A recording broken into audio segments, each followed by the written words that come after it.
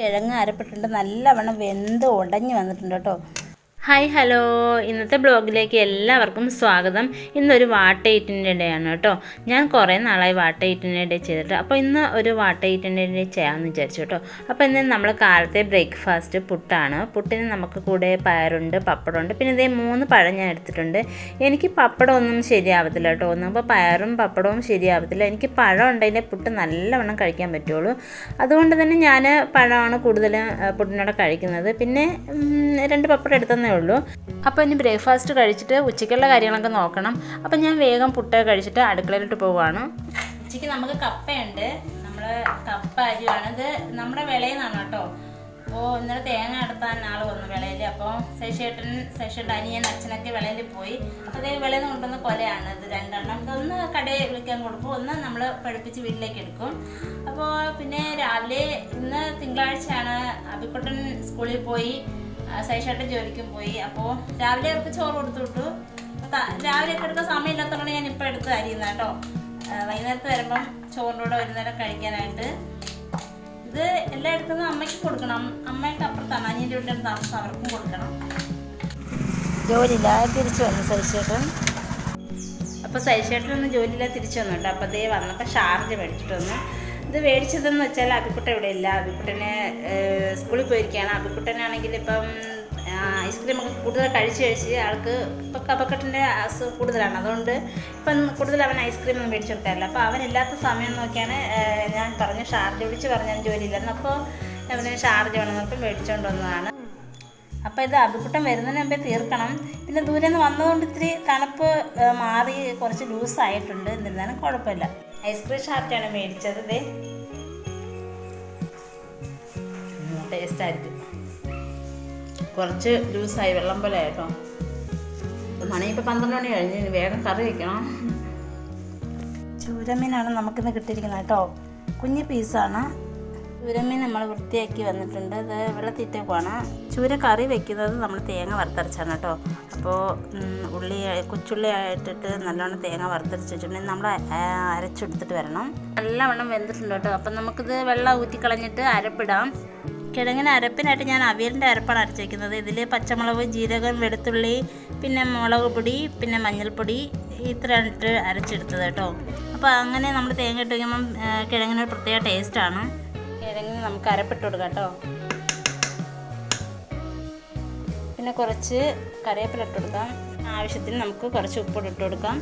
നല്ലവണ്ണം ഉടച്ച് കലക്കി എടുക്കാം കേട്ടോ. കിഴങ്ങ് അരപ്പിട്ടുണ്ട്, നല്ലവണ്ണം വെന്ത് ഉടഞ്ഞ് വന്നിട്ടുണ്ട് കേട്ടോ. നല്ല ടേസ്റ്റ് ഉണ്ട്. ആ പച്ചമുളക് ഇട്ടാണ്ട് ആ പച്ചമുളകിൻ്റെ ഒരു ടേസ്റ്റൊക്കെ പ്രത്യേകം എടുത്തറിയുന്നുണ്ട്. പിന്നെ നമ്മളിനി ഇതിന് കടുക് വറുത്ത് ഒഴിക്കണം, എന്നാലേ ഒരു ടേസ്റ്റ് ഇതിൽ കൂടുതൽ കാണും. മീൻകറി ഉണ്ടാക്കുവാണ്. നമ്മൾ വെളിച്ചെണ്ണ ഒഴിച്ച് കടുക് വറുത്തിട്ട് കടുക് പൊട്ടിച്ചിട്ട് കുഞ്ഞുള്ളിയും നമ്മൾ വെളുത്തുള്ളിയും കൂടി ഇട്ട് നല്ലവണ്ണം വഴറ്റിയിട്ട് തക്കാളി ഇട്ട് പച്ചമുളക് ഇട്ട് വഴറ്റിയാണ് ഞാൻ തേങ്ങ വറുത്തരച്ച് അരപ്പ് ചേർത്ത് കറി വയ്ക്കുന്നത് കേട്ടോ. ശശിയേട്ടന് തേങ്ങ വറുത്തരച്ച കറിയാണ് ഇഷ്ടം. അപ്പോൾ ഡെയിലി തേങ്ങ വറുത്തരച്ച കറി തന്നെ വെക്കണം. അപ്പം നമ്മൾ ഡെയിലി തേങ്ങ വറുക്കേണ്ടിയിരിക്കുന്നു കേട്ടോ. പച്ചയ്ക്ക് തേങ്ങ വെച്ചാൽ ടേസ്റ്റ് ഇല്ല എന്ന് പറഞ്ഞിട്ട് വഴക്ക് പറയും. അതുകൊണ്ട് ഏത് മീൻ കിട്ടിയാലും തേങ്ങ വറുത്തരച്ചാണ് ഞാൻ വയ്ക്കുന്നത്. നമ്മുടെ മീൻകറി ഏകദേശം വെന്തിട്ടുണ്ട്. നമുക്ക് കുറച്ച് കറിവേപ്പിലോട്ട് ചേർത്ത് കൊടുക്കാം കേട്ടോ. ഇപ്പം പറ്റാറായി. കുറച്ച് നേരോടെ ഇരുന്നാൽ കറി റെഡിയാവും. ചൂരമീൻ വിരവി വെച്ചിട്ടുണ്ട്. ഇനി മീൻ വറക്കൂടെ ചെയ്താൽ നമുക്ക് വേഗം ചോറ് കഴിക്കാം. മീൻ വറക്കുവാണ്.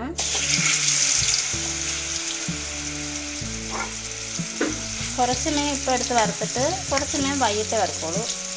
ചൂടോടെ വറുത്ത് കൊടുക്കണം ശശിയേട്ടന്. അപ്പം നമ്മൾ ചോറ് കഴിക്കാൻ വേണ്ടി ചോറിൻ്റെ കറികൾ നമ്മൾ ചൂര നല്ലവണ്ണം പറ്റിച്ച കറിയാണ് കേട്ടോ ഇത്. പിന്നെ ബീറ്റ്റൂട്ട് തോരനുണ്ട്, പിന്നെ മീൻ വറുത്ത ഒരു കഷ്ണം എടുത്തുള്ളൂ, പിന്നെ ഇതേ നമ്മുടെ സ്പെഷ്യൽ കിഴങ്ങുണ്ട്. അപ്പം നമുക്ക് ചോറ് കഴിക്കാം. ഇലയിൽ എന്താണെന്ന് ചോദിച്ചാൽ ഇന്ന് ശശിയേട്ടനുള്ളതുണ്ട്. ശശിയേട്ടനുണ്ടെങ്കിൽ വാഴയില വെട്ടിക്കൊണ്ടുവരും. നമ്മൾ വാഴയിലാണ് ചോറ് കഴിക്കുന്നത്. അപ്പോൾ നമ്മുടെ കിഴങ്ങ് എങ്ങനെയുണ്ടോ നോക്കാം.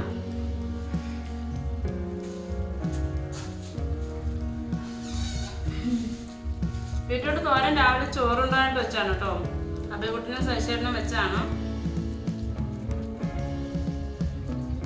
നമുക്ക് ബിസ്ക്കറ്റ് ആയിരുന്നു കേട്ടോ.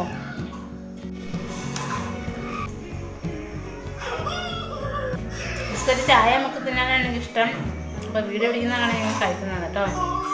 നമ്മുടെ വിളയിൽ നിന്ന് അടുത്തി കൊണ്ടുവന്ന് തേങ്ങ അടുത്തിയായിരുന്നു കേട്ടോ. അപ്പോൾ കരിക്ക് കൊണ്ടുവന്നു. അപ്പോൾ സൈഷേട്ട് ഒരു കരിക്കെടുത്ത് വെട്ടി തന്നു. അങ്ങനെ കരിക്ക് കഴിച്ചു. ഞാനും സൈഷേട്ടിനൂടെ പകുതി കഴിച്ചു. ഇത് കുറച്ച് കട്ടിയുള്ള കരിക്കാണ്. എനിക്ക് നല്ല ലൂസായിട്ടുള്ള കുഴകുഴാന്നിരുന്ന കരിക്കാണ് ഇഷ്ടം.